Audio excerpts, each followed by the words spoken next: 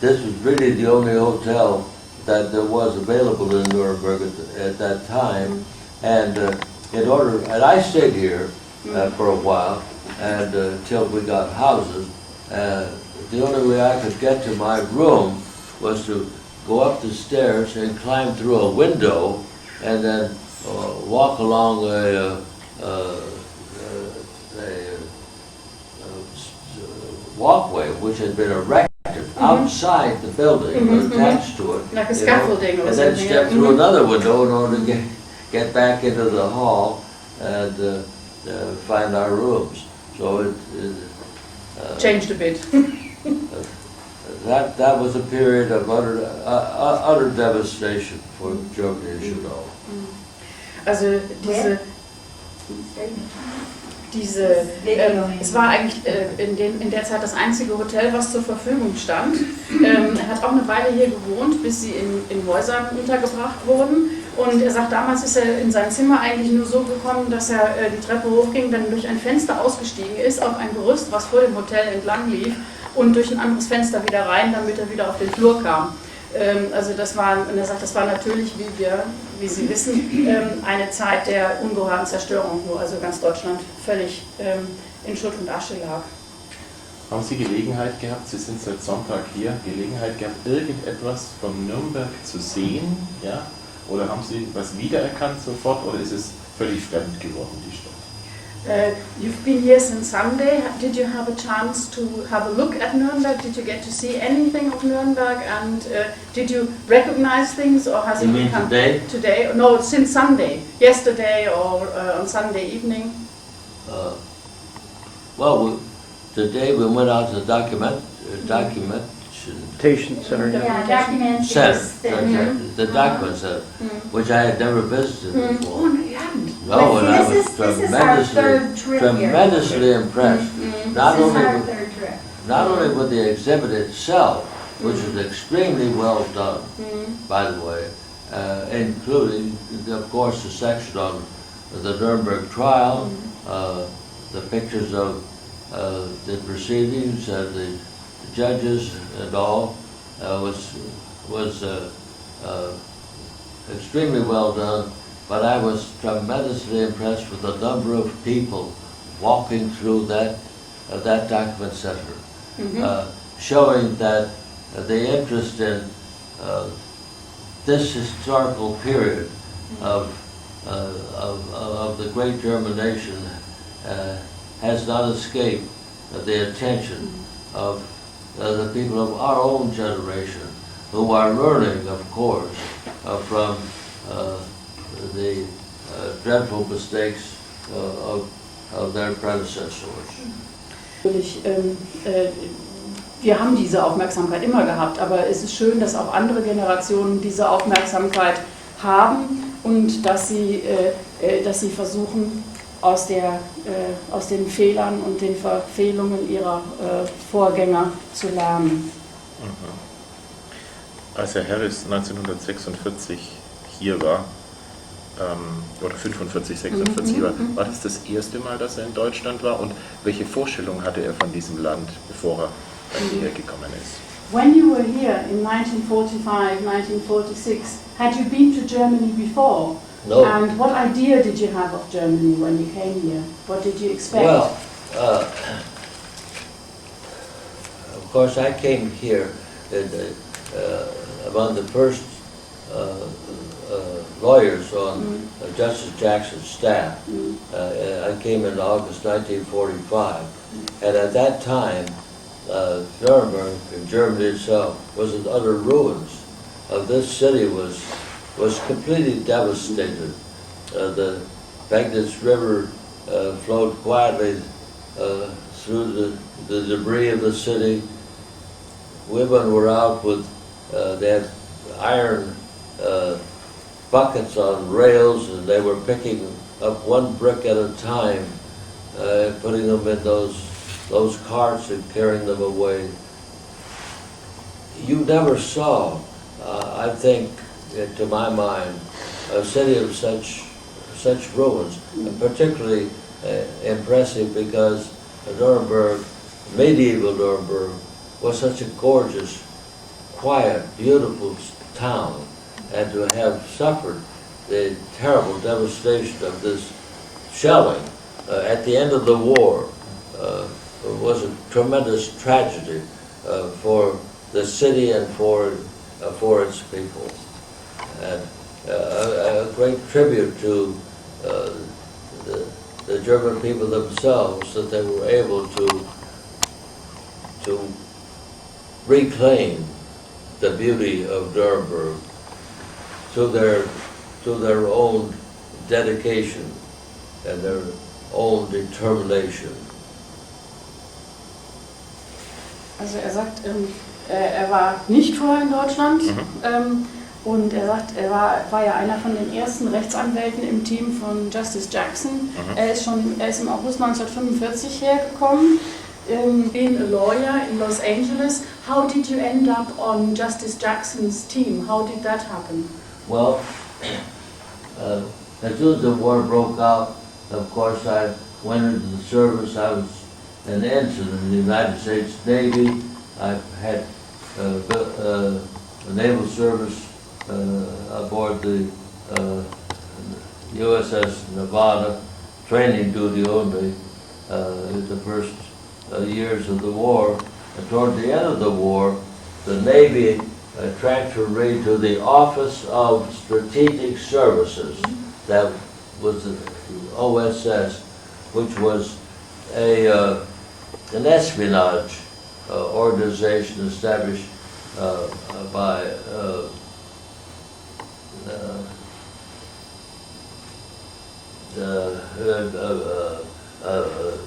General Donovan, and OSS put me through training and then put me in charge of the investigation of war crimes in the European theater for OSS. So I flew over from the United States to London, established an office down on Mount Street near British Intelligence, and undertook my duties for OSS. And in the course of this, of course, I obtained documentary evidence of crimes which had been committed in the European theater, and I turned over, when I found a good document, I made a copy of it and gave it to Justice Jackson for his staff, or gave it to his staff, really, I should say. So that's the way I came into contact with Justice Jackson. That was in London in August of July and August of 1945. Also er hat da Untersuchungen zu machen über Kriegsverbrechen auf dem europäischen Kriegsschauplatz. Und da hat er ja ein Büro in London, in der Nähe des britischen Geheimdienstes. Und er hat jedes Mal, wenn ihm dann Dokumentarbeweise für Kriegsverbrechen in die Hände fielen und es gute Dokumente waren, wie er sagt, hat er die an das Personal und an das Team von Justice Jackson weitergegeben. Und so ist dann der Kontakt entstanden. Das war in London im Juli, August 1945. Weil es damals schon klar war, dass eben so ein Prozess dann auch geführt werden soll. Because already then it was clear that this trial was going to be held. Well, no, it wasn't. Justice Jackson came to London for the purpose of negotiating an agreement with the other three major powers of the trial of the leading German Nazi alleged criminals. And of course, that was hard negotiations to come to an understanding as to what the trial would encompass and the responsibilities of each country. And at what stage Justice Jackson really despaired of coming to an agreement on the trial.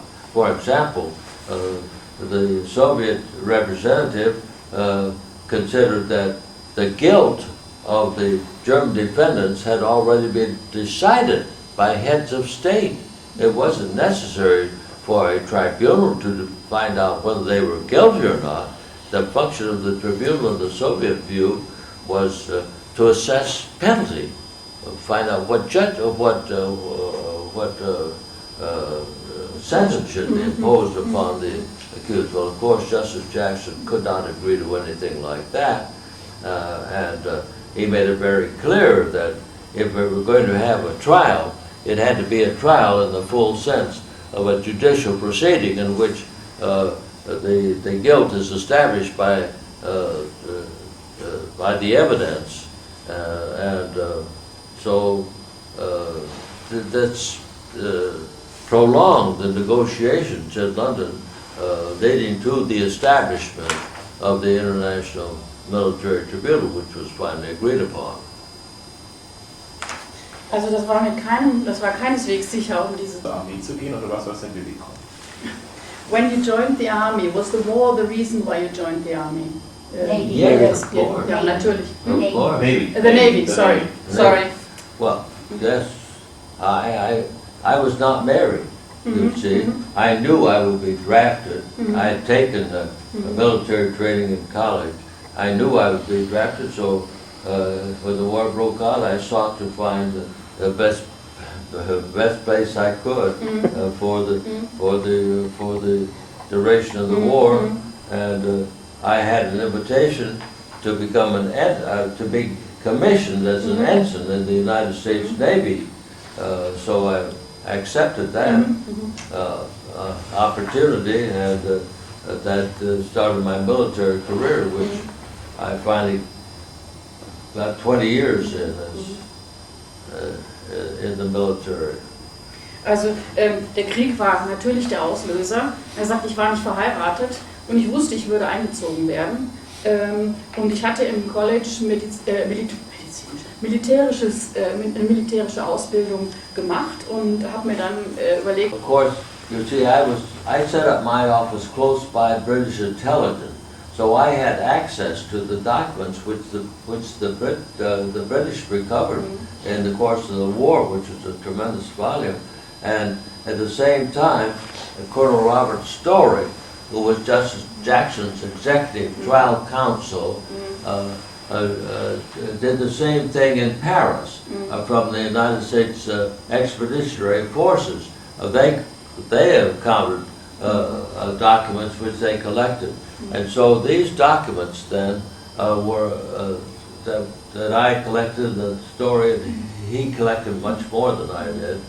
They then were combined, and we established a documentation or a document center in Nuremberg, in which this tremendous volume of documents was placed. And what were the main crimes that you dealt with? Well, these documents covered virtually all of the crimes of the regime, but for example, we recovered the recorded telephone conversations between Goering and Lysenkow on the seizure of Austria. We had the telephonic conversations of how the Germans were threatening the Austrians. So this is a very important point. Early on, Justice Jackson arrived at the decision when he found out that we had accumulated this great source of documents, which couldn't be challenged as to its authenticity, could not be challenged, that we would try to proceed as best we could with a documentary case rather than using witnesses. Zunächst einmal war sein Büro in der Nähe des britischen Geheimdienstes in London und er hatte Zugang zu den Dokumenten, die die Briten während des Krieges gesammelt hatten, und außerdem hatte Robert Story in Paris auch Dokumente. Natürlich kenne ich den, das war mein Angeklagter. I presented the first case against any individual at Nuremberg. Also And, er hat den and ersten... that was Ernst Kaltenbrunner. Ja, ja. He was the head of the RSHA.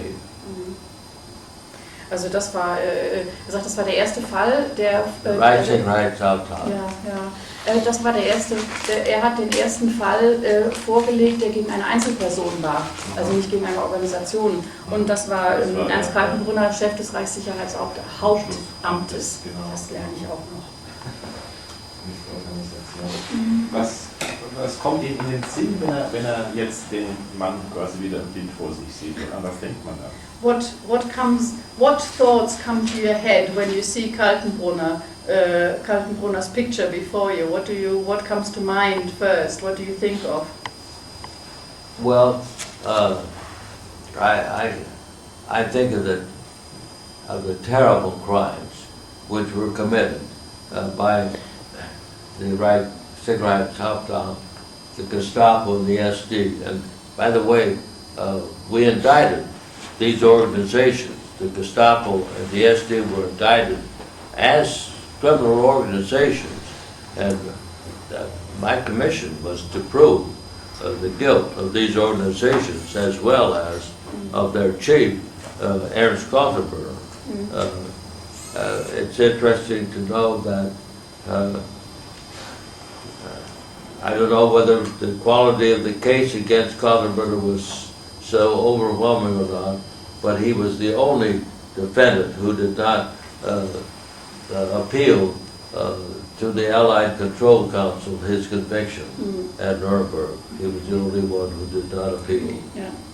Also er sagt, also was in deinen Kopf kommt, sind erstmal die schrecklichen Verbrechen, die begangen wurden vom Reichssicherheitshauptamt, von der Gestapo, vom SD, als Sicherheitsdienst. Und er sagt, wir haben ja übrigens auch diese Organisationen angeklagt. Es gab ja nicht nur gegen Personen Anklagen, sondern auch gegen Organisationen. Und er hatte auch den Fall zu bearbeiten, in dem es darum ging, dass diese Organisationen für verbrecherisch erklärt wurden. Und was interessant ist, that he realized that there was no hope, that we had too strong a case against him.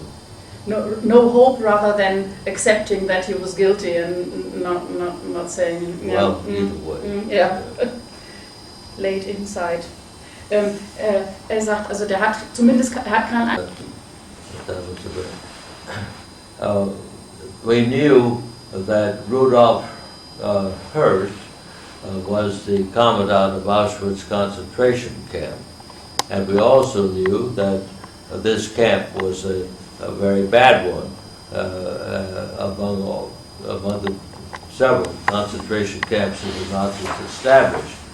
And of course, Kaltenbrunner was my defendant, and I was very anxious to locate Rudolf Hirsch if possible, to bring him to Nuremberg so that I might interrogate him.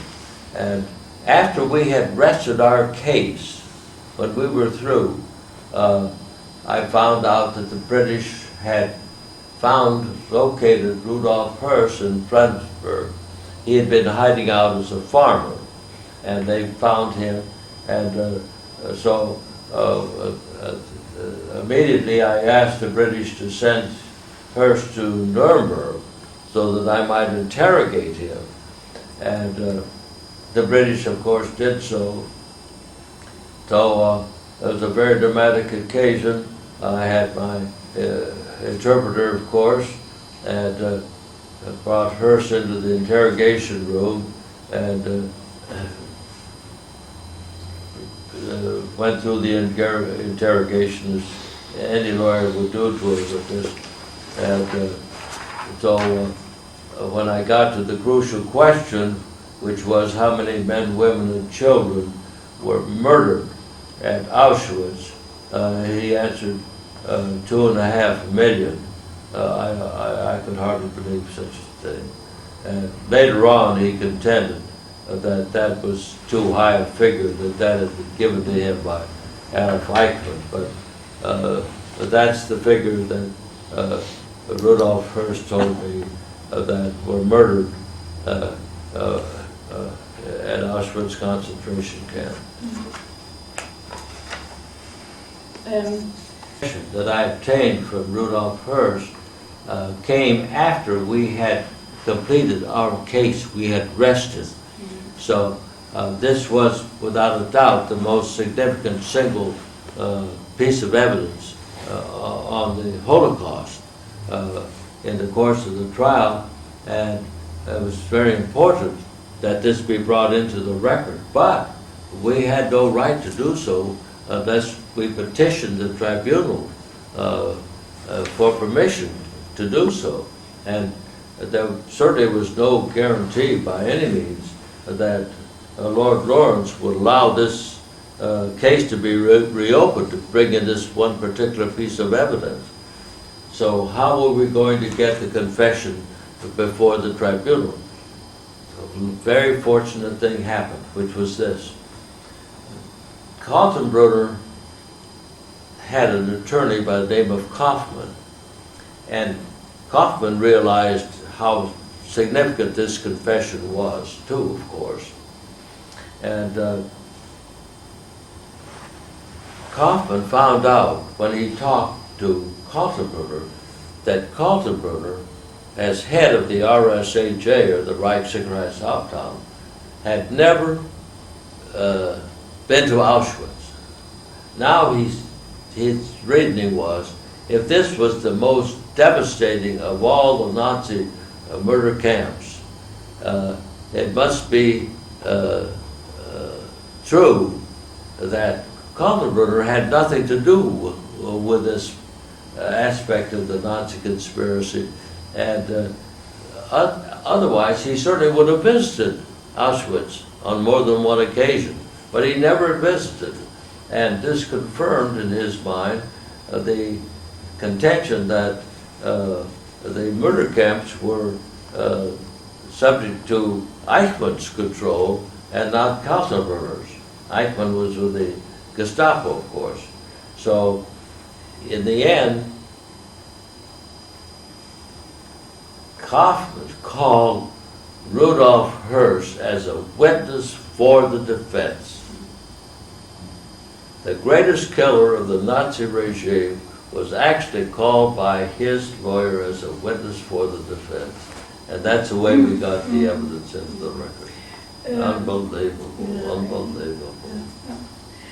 Was jetzt also von meiner Rechtsanwaltsperspektive aus, how can you manage to keep calm faced with people like that and still want to strive for justice? That is why people are trained to be lawyers. A lawyer thinks of the facts of the case. What is the evidence? That is his concern. The question of guilt or innocence or the severity of the crime does not loom significantly in the mind of a lawyer who is developing and presenting the evidence. And so we are trained in this way, and these things which are shocking when we think about it later on, at the moment, are not the controlling factor. Also er sagt, deswegen gibt es eine Rechtsanwaltsausbildung, Am I deswegen right? gibt es eine Juristenausbildung. Arranged for this event. From here we go up to Marburg, where Christoph, is having a conference on genocide, and he wanted me to present a paper there, which I agreed to do. But this is my last trip, of course, to Europe. It's my last trip to Germany. I say goodbye to this period of my life. Er sagt also, er ist am Ende seines Lebens und sein Freund hat diese Reise für ihn arrangiert. Er wird von hier nach Marburg reisen, wo Christoph Safferling eine Konferenz, da habe ich auch ein Blatt darüber, das können Sie mitnehmen, über die Genozidkonvention arrangiert hat, und da wird er auch einen Vortrag halten. Und er sagt, das ist seine letzte Reise nach Deutschland, und er sagt, diesem Abschnitt seines Lebens lebe wohl. Und nach 54 Jahren ist sein Buch ins Deutsche übersetzt worden. And after only 54 years, your book was translated into German. Yeah. Well, I'm very pleased that it finally did come about, that it was translated.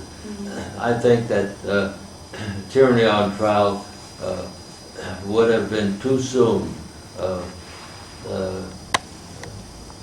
for Germany if it had been translated in 1934 and 1954 when it was published. The events of that period of history were so shocking that I don't think that the people of Germany were really prepared to accept the reaction that I found, which is very understandable, is that the German people simply wanted to ignore what happened. They didn't want to hear any more about this. That's a period that's past.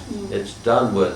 And they set about to restore the glory of Germany as it had been handed down to them by their fathers. And what a magnificent recovery the German people made. So now I think it's a good time to bring Tyranny on Trial in its translated form to the world, and particularly, of course, to the people of Germany.